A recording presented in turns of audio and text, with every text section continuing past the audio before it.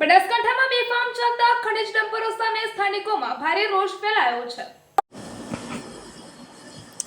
બનાસકાંઠામાં બેફામ રીતે ચાલતા ખનીજના ડમ્પરો સામે લોકોમાં રોષ ફેલાયો છે।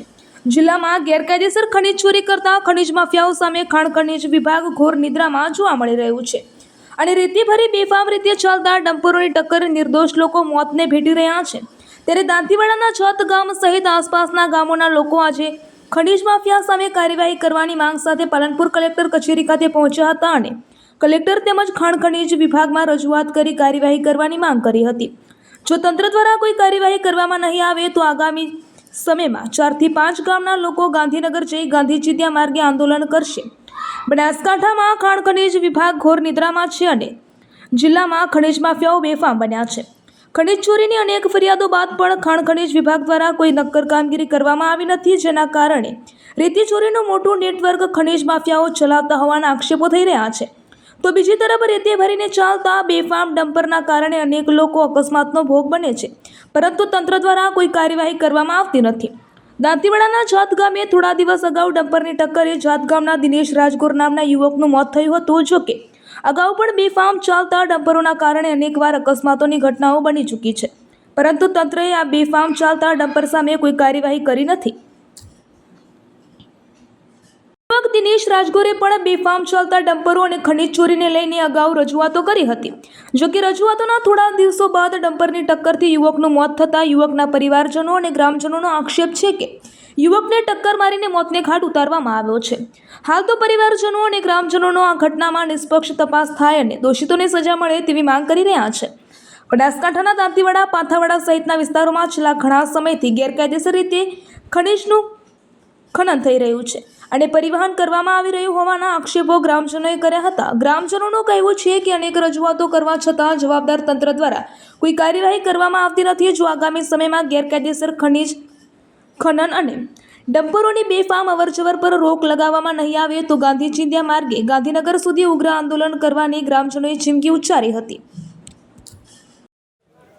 આજે દાંતીવાડા તાલુકાના જાત ગામે તાજેતરમાં ખનીજ માફિયાઓ દ્વારા જે ડમ્પરથી એક યુવાન દીકરાનું મૃત્યુ થયેલ, ડમ્પરવાળાએ એક્સિડન્ટ કરીને મૃત્યુ નિપજાવેલ છે, એના બાબતમાં જાત ગામના તથા આજુબાજુના બંને 2-3 ગામોના સર્વે સમાજના લોકો તથા મૃતકના પરિવાર કલેક્ટરશ્રીને આવેદનપત્ર આપવા માટે આવેલા હતા અને આ ડમ્પરના કારણે મેક્સિમમ સંખ્યામાં ત્યાંથી ઇલીગલ ડમ્પરો ચાલે છે, જેનો ઓવરલોડિંગ ચાલે છે। લોડિંગનું જે કેપેસિટી નિયમ પ્રમાણે હોય એના કરતાં ડબલ 3 ગણા ઓવરલોડ કરીને ચાલે છે અને માતેલા સાંડની માફક ગમે તેને અડફેટે લે છે।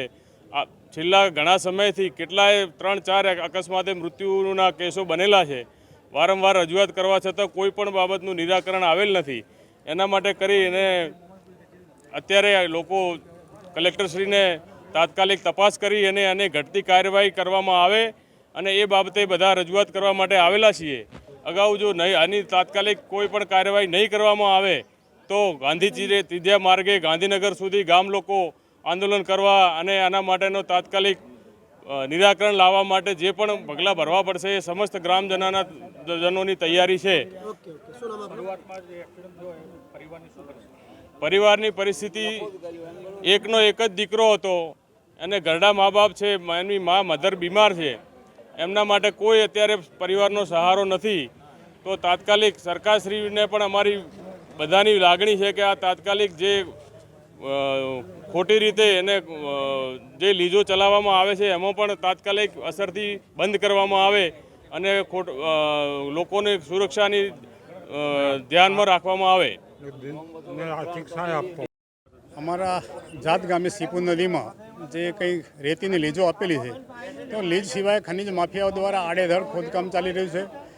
80 ટનના ડમ્પરો અમારા સિંગલ રસ્તા ઉપર ચાલી રહ્યા છે, ગામની વચ્ચેથી રસ્તો છે અને ગામ લોકો જો કહે તો ખનીજ માફિયાઓ તરફથી અમને ધમકી આપવામાં આવે છે કે અમે ગાડીની ટક્કરથી તમને ઉડાવી દઈશું અને એવી જ પરિસ્થિતિ થઈ। એક જે યુવાને આજથી 15 દિવસ પહેલાં ઈમેલથી અહીંયા ખાણ ખનીજ વિભાગને જાણ કરેલી, કલેક્ટર સાહેબને જાણ કરેલી, એ માણસનું આ ટ્રક દ્વારા એમને ટક્કર મારી અને એનું મોત નિપજાવવામાં આવ્યું છે। એટલે એના સામે યોગ્ય પગલાં લેવા જોઈએ. એમને ખનીજ ચોરી જે કરી છે એને પૂરેપૂરો એના પાસે દંડ વસૂલ થવો જોઈએ અને ગેરકાયદેસર ખનન બંધ થવું જોઈએ. જો એના સામે યોગ્ય પગલાં ભરવામાં નહીં આવે તો ગાંધી ચિંધ્યા માર્ગે અમારું ગામ અને આજુબાજુના 4-5 ગામો છે આ રસ્તા ઉપરથી ચાલે છે, જો ભારે ટ્રાફિક રહે છે અમારા ગામથી આ પુલ ઉપરથી થઈને, એ બધા લોકો સાથે જોડાઈ અને ગાંધી ચિંધ્યા માર્ગે અમે મામલતદાર ઓફિસે બધા ફરીથી ધરણે બેસશું અને રાજ્ય સરકાર સુધી અમારી રજૂઆત પહોંચાડશું. કેટલા સમયથી આ રીતિનું ખનન કરવામાં આવે છે? છેલ્લા 2-3 વર્ષથી આ લીજો ચાલે છે, પરંતુ છેલ્લા 12 મહિનાથી બેફામ બની અને આ ખનીજ માફિયા દ્વારા ભયંકર રીતે 3 કિલોમીટર સુધીનું ખોદકામ કરવામાં આવે છે અને ખનીજ શાખા દ્વારા કોઈ આના સામે કાર્યવાહી થતી નથી. શું કહેશો, ગામમાં ભાજપના અગ્રણી છે, જિલ્લા પ્રમુખ છે, એમને કોઈ રજૂઆત આપના તરફથી કરેલ છે ખરા? અહીંયા આ રજૂઆત અમે અધિકારીશ્રીઓને વારંવાર કરી છે, એ પ્રાંત સાહેબને અમે વારંવાર રજૂઆત કરી છે અને અમે રાજકીય આગેવાનોને પણ આ વાત કરી છે અને એ લોકોનો પણ અમને સહકાર છે અને અમે આ જે ગેરકાયદેસર પ્રવૃત્તિ ચાલી છે એને બંધ કરાવવા માટેના પૂરા પ્રયત્નો કરી રહ્યા છીએ. ચીપુ નદીમાં ABCDEFG બ્લોક ફાળવવામાં આવ્યા છે. એ બ્લોક રદ કરવામાં આવ્યો છે. બી બ્લોક કાયદેસર ભાડલીની નદીમાં આવેલો છે, એટલે કે ભાડલીની જમીનમાં આવેલો છે. સી ને ડી અન્ય વ્યક્તિના નામે છે અને EFG અત્યારે લીઝ હોલ્ડર છે એના નામે છે. EFGમાં બિલકુલ રહેતી નથી, માટે આ વ્યક્તિ લીઝ હોલ્ડર અત્યારે એથી મળી અને છેક જી સુધી ખોદકામ કરે છે અને ગેરવલ્લે એને બિલકુલ બિનઅધિકૃત રીતે આખી જ નદીમાં એને ખોદકામ કર્યું છે. ઇવન અમારો જે પુલ આવેલો છે, પુલની મર્યાદા છે કે 500 મીટર સુધી પુલમાં પાસે ખોદાઈ કરી શકાય નહીં, એ 500 મીટરની મર્યાદા તોડીને પણ ત્યાં ખનન કરવામાં આવ્યું છે. વારંવાર રજૂઆત કરવા છતાં એ વ્યક્તિ ક્યારેય પણ અમારી કોઈ વાત સાંભળતા નથી અને ઉપરથી એવું કહે છે કે મારી દિલ્હી સુધીની પહોંચ છે અને એવું કહે છે કે હું તો દરેક અધિકારીઓને હપ્તા આપું છું. હપ્તા ખાઓ અધિકારીઓએ આજ દિવસ સુધી અમારી કરેલી રજૂઆતની ક્યારેય તપાસ કરવામાં આવી નથી અને એનો કોઈ અમને ન્યાય પણ આપવામાં આવ્યો નથી. અમારા આશાસ્પદ યુવાનનું મોત થતાં સમગ્ર ગામ અત્યારે શોકમાં ડૂબેલું છે. એક અઠવાડિયામાં જો આ અંગે નિર્ણય નહીં લેવામાં આવે તો અમારું ગામ અને આજુબાજુના 5 ગામ દોતીવાડા મામલતદાર કચેરીએ ધરણા ઉપર બેસશું અને અમે અમારો ન્યાય મેળવશું.